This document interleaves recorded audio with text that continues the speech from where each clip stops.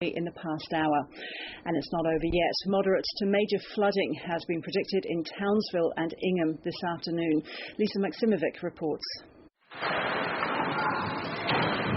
After days of preparation, dire warnings and anxiety, thousands of northern Queenslanders huddled in evacuation centres and their homes and waited.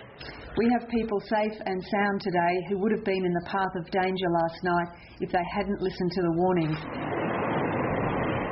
Cyclone Yasi struck Mission Beach at midnight with the violent force of a Category 5. Winds at its core reached 290 kilometres an hour. It was a very strong storm and our observations confirm that in terms of both storm tide, wind and rain observations. So it was definitely a very significant system and much in line with our forecasts from the last couple of days. Roofs were torn from buildings, power lines literally snapped and trees were uprooted as the system leapt from one town to another. Among the hardest hit, Tully, Silkwood, Innisfail and Cardwell. We did see a very significant storm surge at Cardwell. In the end, it was mitigated to a degree by the fact that Yasi crossed the coast closer to low tide than high tide. Boats have been pushed 2 blocks up into the township, so they have experienced significant storm surge. Emergency crews are still making their way into isolated areas. Yasi lost strength as it moved inland, but the Bureau says it will continue leaving damage in its wake. We'll probably see damaging wind gusts developing as far west as Mount Isa by late in the day today. In places like Ingham, they are now preparing for at least moderate flooding this afternoon, but if the rainfall continues at its current rate, that could be revised up to heavy and serious flooding. Residents are being warned to wait for the all clear before venturing outside. Evacuation centres will remain in lockdown until after the threat of a second storm surge has passed. Lisa Maximovic, ABC News, Brisbane.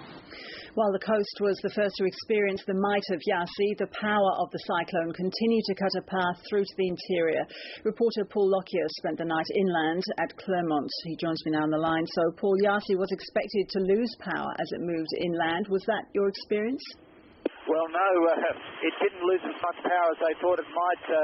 Ros, we're in fact in the ABC chopper heading towards Townsville and up to those battered communities on the coast, but I can tell you last night there was a huge area of North Queensland battered by this cyclone, and it continues, even as it deteriorates, to cause enormous problems as it heads out towards Mount Isa.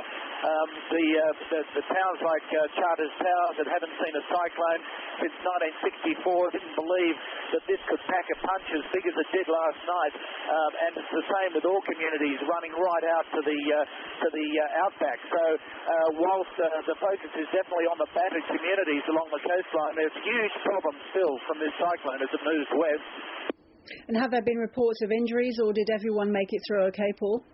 It seems, look, it's just miraculous, and I heard the Queensland Premier talking about this morning, that if after a Category 5 hits the coast and goes right through to the outback, that they can come through unscathed would be a miracle. And look, that would be just one positive mark for Queensland in a year when it's already had a record flood and now a record cyclone. All right, Paul, thank you. Thank you.